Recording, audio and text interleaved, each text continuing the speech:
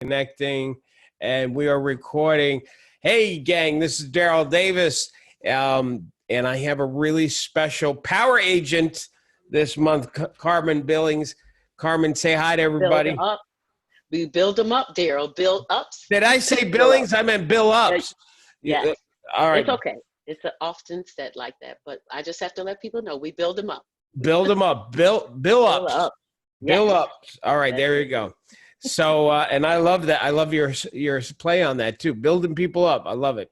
So, Carmen, I'm so happy that you're able to do this for us. So first of all, let's tell everybody, obviously, if they can't see that beautiful sign in front of you, behind you, that's Howard Hanna Real Estate Services, great company, level in the management team, leadership team. Yes, they're a great company. So they're on steroids. I always tell people they're real estate on steroids. Yes. I didn't, the first time I met Helen Hanna, and I did some work for them in the beginning of my speaking career, I said that, Helen, you guys are like the Walt Disney of real estate, just because they were so cutting edge and doing things differently for agents and for buyers and sellers. But anyway, let's give people your contact information.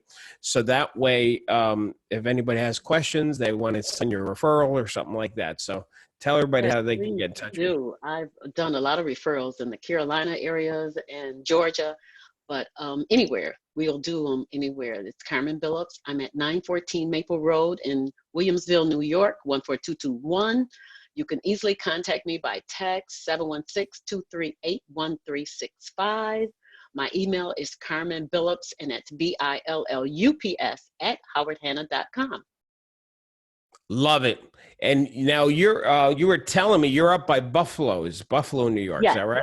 Okay. Amherst is a suburban area of Buffalo. So we're in Western New York. I've done deals in Niagara Falls, which is one of the 7 wonders of the world. It's a beautiful area. It's amazing. And there's a lot going on with them having incentives for investors for tax reductions. So a lot is going on with that. And plus the University of Niagara is there. And so how far are you from Niagara? Niagara Falls? Yeah. 10 minutes, 15 minutes. Really? Really, yes.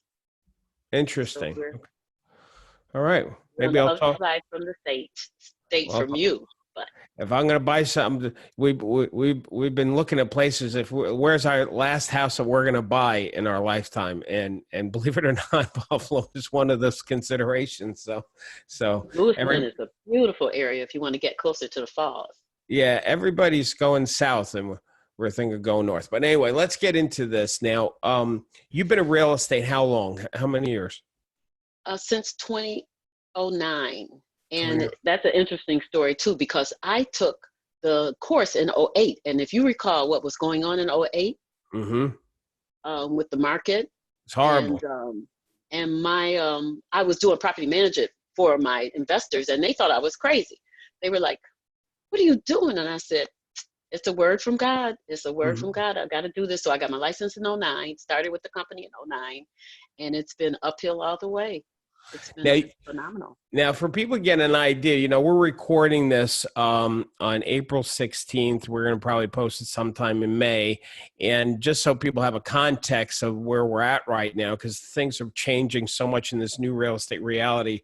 Right now, April 16th, and, we're supposed to basically stay shut in, not go out in public, not meet in groups. And, so this coronavirus is really changed our industry, especially in New York, being we have almost, I think, half of the deaths that have occurred in the United States. So we're really super sensitive here in New York. And but you're still doing business. You've got I think you told me about 3 closings this month. You've got a dozen listings or so. You've got more listings coming on board. So I want to kind of pick that apart a little bit, Carmen, as far as how you're doing your business in this new real estate reality. So just share with me some of the things that you're doing right now to stay in touch with your clients, to generate business. What does a typical day look like for you? So it's a really open-ended question. Typical day. It's a great day. And what I've been doing is what I always do. stay in connection with my sphere of influence. I have people, we have this great program, one of them called RealScout. So those are my buyers. And Okay. we have another excellent program called Buyer Side. So it hooks up the buyers with the sellers, and it tells people the value of their properties. And Well, I lost you there for a second. Hang on one second, sweetie. You got muted for some reason. Unmute. I don't know how that happened. Maybe you're let's try it again. Let me see if it's on. I just unmuted you. You're good. Okay. So go ahead. So you have the Scout and yeah, I can hear you. You're RealScout, good. Buy side is for, the buyers are connected with the sellers, and the sellers can see how much their properties are worth. Amazing program. So every day I'm getting emails from my buyers and some of my sellers also, or people who want to sell.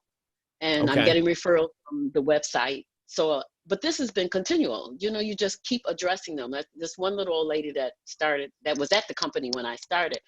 And at that time I was working nights, so I would be there late in the evening, and she would be there, and she would just say, you just have to work it through. You just keep working it through. So, and that's what I do. No matter what's going on, of course, we have to be following the laws of the land. Yep. So we often assign, we're talking with clients via the social medias and the other venues of communication that we can do.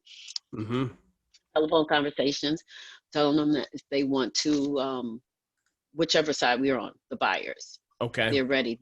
No, they can't see the properties physically until they do a home inspection, but that's once they're under contract. So it's getting them used to the fact that we have to look at these virtual displays of the property.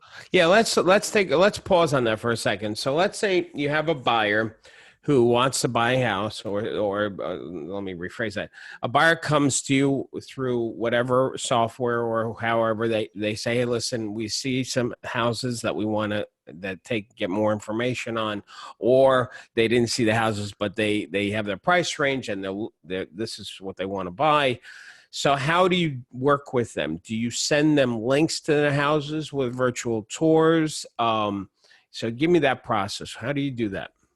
Yes, hopefully the links are available. If they are, I can easily send them to them. Sometimes they can even access them from the internet. But it's that's a little slow with some folk. People here just have to go in that basement. They have to look at things like that. But it all depends on how bad they want a house. Now, with this gentleman that we just got a contract this past weekend, they had seen the house through the open house, and we lost out on multiple offers, which is a big part of this industry now. And as we strategically plan to win on the multiple offers, we're educating our clients. And some learn a little faster than others that we have to do things a little different if we're going to win that multiple offer.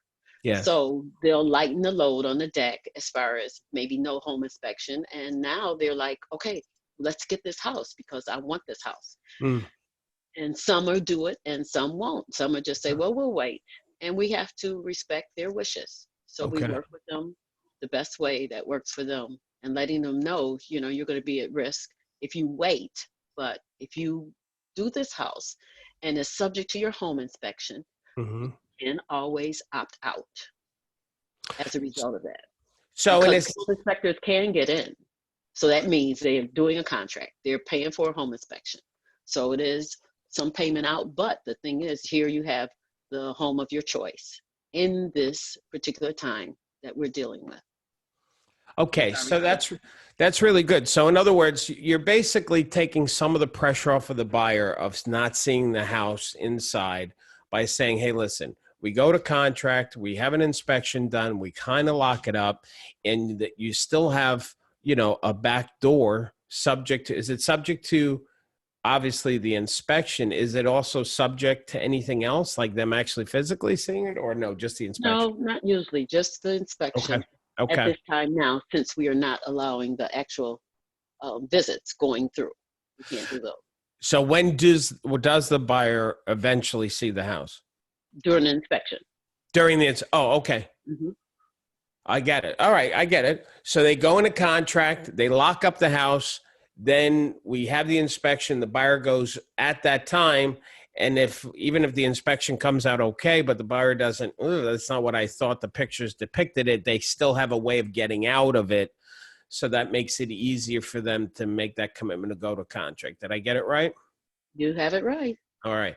So, well, that sounds really good. Are you finding some buyers are saying, well, I want to wait till after the virus and I'm feeling uncertain now? Like, have you had buyers get cooled off? Of course. Of course. How Yes. do you deal with that? Well, what can you do? You Yeah. say, okay, it's your choice. And plus I have my sellers who have tenants in their property. So of course we can't go in those also. We might have a virtual tour. We definitely, on Howard Hanna, when we do listings, they do a virtual tour of your photos anyway. But of course, people want to do a hands-on. They want to do a walkthrough. And we just stay connected with them and say, we're going to allow you to go through as soon as we can make it possible and legally safe. Mm-hmm. And what was that other software you had said? One was, because I was looking it up while we were talking, Buy RealScout. side, RealScout, yeah. Buy And side. the amazing thing about RealScout is we put in the criteria for the person. Say they want a single family with 3 bedrooms and a garage, and it Yeah. will grasp all these properties that are similar to that and throw them to them, and they have a chance to look at them, and then they'll come with you, or they'll come with you and say, okay, I want to see this property, or I want to see the other one. Hmm. And they let you know. So it's a communication. Also, it's connected to our open to close, which is a thing for our tablets that we use for open houses. So they come in, they put in their name, their email, and it will connect with that. So all of them are interactive. Okay, so open to close. This is real. It's called open to close. Open to close, open close. Mm-hmm. Open close. Okay. Right. So sometimes you'll get people who you don't even know. They came to the open house, and when people come to open house, everybody has an agent. But Mm-hmm. they'll come up and say, I want to put an offer in on this house. Mm-hmm. And I'm like, okay, sure. Absolutely. But we don't have, I didn't meet you. I didn't meet with you, but it's what they want to Mm-hmm. do. Yep. Yep. Make it happen for you. So it's Okay. amazing tools. Plus, when they go to the Howard Hanna website, any of my listings that I have, I'm going to get those leads and Yep. work those up and put them into RealScout if they're looking to buy, or if they're looking to sell, they can go into buy side. It's just amazing that the company just provides so much help for us, and it's kind of like they have a view that whatever's going to happen, we're going to get over it. We're going to deal with it. We're going to work because Yep. our mission is to service folk in the community that need houses. And we Yeah. all need a place to live. I know your leadership is really great at the concept of being in partnership with everybody, with all the agents, and so you've got a great leadership team behind you, supporting you, which is important. And so let's jump to the seller side. So with Carmen, were you the one on the call telling me that you've been calling the FSBOs, or was that another power agent? Oh, that was another power agent. I remember you Okay. mentioned that, but it was another power agent. Yeah. So how are you getting your listings? How are they coming to you? Are they referrals, or are you prospecting in some fashion, or? Well, you always are prospecting. I mean, I can be in the line at Walmart with my badge on, and True that. the gentleman's going to say, and I'm like, okay, are you ready to sell? So you're always prospecting, and so there's always people that need to sell for whatever reason. Yes. That's one thing that my manager from the beginning would always say: the good realtors will find that no matter what the market is, there's Yep. people who need to downsize, there's Yep. people who need a larger house, Yep. there's people who are retiring, divorces, just life issues change people's lives, which makes them need the services of a realtor. Yes. And Yes. we're here to serve. Jumping back to the virtual tour. So if you get a listing, how are you setting that listing up with photos and stuff? How do we get the photos and the virtual tour created? Two ways. I'm doing some of the filming with my camera, and also Okay. I have a couple of photographers Okay. because my listings are vacant. They can go in by themselves and do the photos and do the virtual recording. Now, how are you getting, so why are your listings vacant? Why are you getting so many of those? Are those Because I work investors? with, yeah, I work with flippers. I have been working with flippers because when I go back, when I did property management, these were all investors. And now they're at the stage where they don't want the tenant landlord relationship anymore. Mm-hmm. They're remodeling the houses and getting them ready to sell. And they love to do remodeling in the winter. So here we are in spring. So they're ready to sell. Okay. And so, and then it was like a group, of them. I had police officers, like, so I have all these police officers who are getting rid of their investment properties right now. And, Mm. so with that relationship, so one to the Yep. other, and we're working that out. And it's just a people business, and you have to love people and you have to love houses, which I do of both. Mm-hmm. So people think I have no social life. That is my social life. I'm having fun all the time. I'm seeing people I like, and we have laughs and talks and, coffee, whatever. And we're doing the business and making them happy. I have a gentleman who I'm not sure if you're familiar with Duville College. It's on the west side of Buffalo near the Okay. Peace Bridge area. And he's an amazing guy. He says he made his millions on Duville College because of the college housing. But yet he has certain streets on the east side of Buffalo that he had houses with tenants for years. And he did all kinds of improvements. He had his tenants working with him. So now he's getting ready to retire from his job. And he said, well, we're going to get rid of. So we just had a closing with one of his. And he said, okay, we're going to do the next one. He has some that he bought that were, oh, needing total rehab, walls Okay. falling in. And, and so he hires his tenants to do the work. And Really? so he's helping the community and he's Okay. helping people. And he's had people who couldn't buy a house, but they keep an excellent house and they pay their rent on time in full. And so it's just connecting with folk. I've known them for years because I used to manage some of the houses on that same area. Mm. So, we just, and I talk to tenants because they call me about rentals. And I'm like, I'm in the business to sell houses right now, but how much are you paying in rent? Do you know how much house you could get for that amount? Mm. Have you checked into your 401 or your retirement plan? Because you may be able to take money out of it for a real estate purchase, things like that, so you're constantly helping people to live better and to acquire their dream of owning a home. So in other words, you kind of look at yourself as a problem solver. Like if you see Absolutely. right, you want to, I mean, that's really great. You're seeing about how you can put the pieces together. So you got a seller who has an end result that he's committed to, or a buyer, they may be committed to whatever it might be, not just find the house, but like even with the tenants, listen, you're committed to being in a home. Maybe a rental is not the best option. So you're solving problems, people's problems, which is a great, great attitude to have.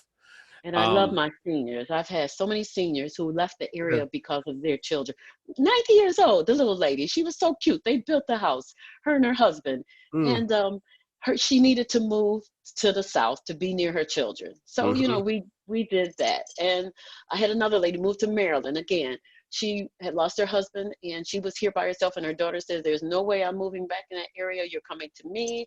You love families to work with each other and you help them. We had to do the house sales, the yard sales, and get her out of that house, but we did it. And some people are not so nice to seniors. That's a Mm. problem I have, but we need to take care of our seniors. We really need to look out for them. Amen to that. Because there's unfortunately, especially if somebody, a senior, we talked about this on one of the power agent calls, that sometimes the children are trying to convince mom or dad to sell, and because they're too old to live on their own or something, and put them into a nursing home, and sometimes that's not what the parent wants. They'd rather just stay in their home, or yeah. So I think you're right. I think we got to look out for the senior citizens of the world for sure. Well, that's really great that you're doing the rent, the investors, because that would make it easier. If you got vacant property, you don't have to worry about that. Because the homeowner, have you found The living homeowners? technical difficulty here. Okay, what happened? Can you hear us? You hear me okay? Okay, 1 second. Okay. Okay, now you're back better. I don't know what Okay. happened there. You could hear me now?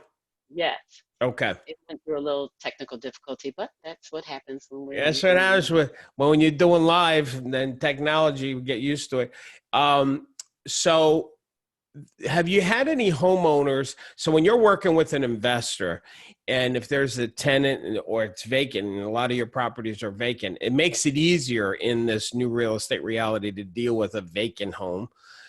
Have you had any listings where the homeowner's still living in it, and or a tenant still in there, and there was concerns from the seller or the tenant about letting anybody into the house because of the coronavirus? Has that happened to you? Absolutely, and we respect their wishes. We're going to Okay. work through that. Like with my one seller who lives in the house, we are making arrangements to do a virtual tour. He goes out certain times of the day, and we're planning. We just work around it. We're going to plan to go when he's not there, do the film, and we'll be set.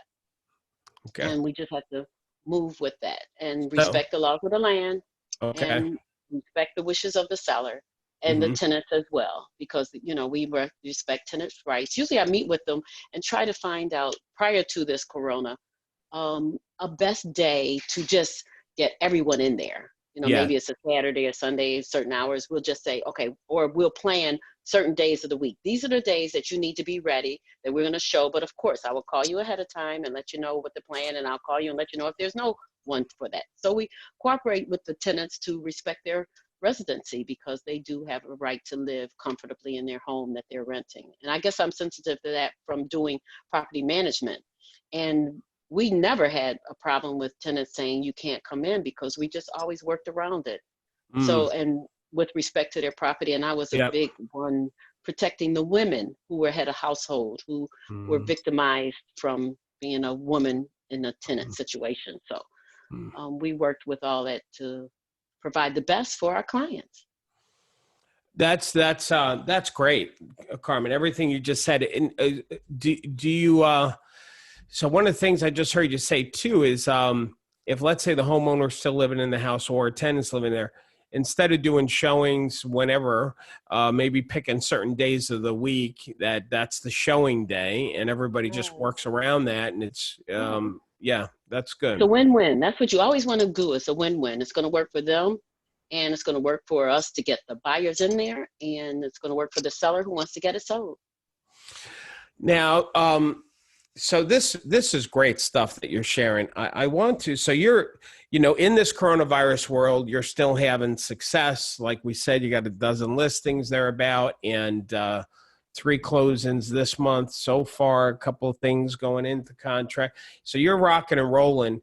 But you went through a tough time. Right now it's tough with the coronavirus. It's a new real estate reality, as you know. I always say, but in 2015, you had a real big challenge. You mind just sharing about that so people can maybe be inspired by you? Sure. My son was killed in a automobile accident. It was on Valentine's Day, no less. So but you have to turn it around and make it a win-win. We found out things about him that was like, you teach your children certain things to help people to be considerate of others. And then we had an outpouring of people saying, wow, your son did this, he did that. He had his goal plans. We found 2 contracts for international teams. One was for China, one was in, I think, the UK.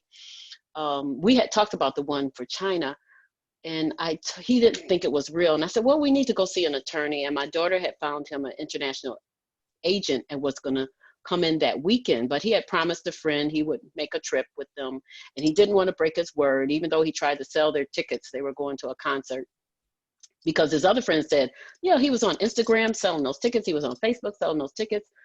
And even the Friday night before, he was with some of his friends at Buff State, and he was saying, I don't want to go. And they were telling him, don't go. And that one friend really just cried after his death. And I said, you can't it's not your fault, darling, because you guys they went to school together and they were always challenging each other, who's going to do what, and they were very strong-willed. But his death was a shocker. But me being a strong believer in God, Jesus Christ as my Lord and Savior, I said that I know Satan comes to kill, steal, rob, and destroy, but you will never destroy my joy, my peace. You will not. And I had to turn it around to, it's a process. You have to receive your healing. You have to be determined that it's not going to destroy you. Things happen in life right now. We're having people dying by themselves, and they're in hospitals that people can't visit them, and you can't have a celebration service for their life. And it's something that we've never really experienced, but God will take us through whatever. We have to stand and just say, we're going to get through this for the better, and we're going to look back and help other people. And it was just amazing to find that people came to me and said how they had been through difficult times and helped. I had one agent that was helping with closings and business that was going on, and would come and say, so-and-so told me to give you a hug, and they're praying for you. And it was just such a outpour of love and compassion that we have to do right now and help people through these times, because you look in the obituaries and you see how people want to have the memorial services at a later time. One of the admins at our office, her father passed during this time, and we couldn't even get with her to hug her. And thank God we're a supportive office, and we always help each other through. How old was your son, and what was he into? Because you said contracts. People not knowing that are watching this for the first time. He was 20. He was almost 24 years old. He would have been 20. It happened in February. He would have been 24 in that April. He graduated from Fredonia. It's a SUNY school in Fredonia, New York, and he played basketball. And they were amazing. They did scholarship funds there from Fredonia for the boys club.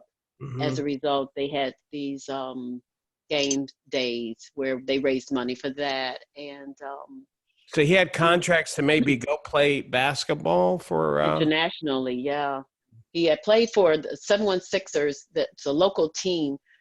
He was one of the starting people with them, and they were called Buffalo 716ers. And then he had been to Spain, he had been to Mexico, just trying to get exposed and picked up. So we did find those two contracts in his room. The one, like I said, my son and I had talked about it, and I said, well, we need to see an attorney. And he had told his sister. So she had found an international agent, which is what you need if you're going to go out of the country and play professional basketball. So that's what we went through, and we came together closer as a family. The agents at our office were just amazing. It's a difficult thing. Everybody deals with grieving in their own way, and some people didn't even want to see you, but they sent love and compassion, and with the grace of God and the comfort of the Holy Ghost, go I. Well, and I'm determined to help. And all these people came to my business that had deaths, so I had a chance to say, if God did this for me, He will comfort you and get you through. We're going to get through this. Yeah. And that's why I wanted you to share that, because I'm sure there's some power agents that are watching this that, are going through their own trials and tribulations. And sometimes you don't see the getting through it. You don't see the light at the end of the tunnel. And so, any parent knows, losing your son losing your child is perhaps the worst thing any parent can go through. And so anyway, the fact that you went through that, got through it, and I know you're probably still healing every single day, but you're making a difference. I know you started a scholarship fund, you had told me before we got on this, in his name and through your church. So Stay strong. You know, people need to stay strong, I think is the message, and you will get through that. And the other thing you said though, which really highlights the challenge of this new real estate reality, it's not just real estate, new reality is, you know, you said that people were giving you hugs and stuff. And my goodness, all the people now that are faced with a death and they may not be able to get hugs because of the isolation that we're experiencing. So this is really a tough time for people. And Yes, we have to do the virtual hugs like my manager always sends us. virtual hug, I love it. And Virtual hug. but you're still making a difference in people's lives through your business. You're being successful at it. You're bobbing and weaving, and you're keeping yourself busy and out there in the world. And thank you, Darryl. Your teaching is amazing. I mean, uh, just from the time that I came to the meeting when you were here in this area, and the Monday meetings are just phenomenal. It's like the things that come up and how you address questions. It's just thank you, because the people out there that are motivating us to stay in there and work through and giving us solutions. That's always helpful. And my manager, Charlene Zarate, always says that she's solution oriented. She wants yes. to make it work out. So, and that's what you're teaching and giving us as power agents. The Facebook is powerful. It's just powerful support for all of us to do what we do. Well, you've been an awesome asset to contributing back to the Power Agents, and we appreciate you so much, and appreciate you taking the time to squeeze us in to do this. Once again, if anybody wants to get in touch with you and give you referrals or has questions for you, what's your phone number again and your email address?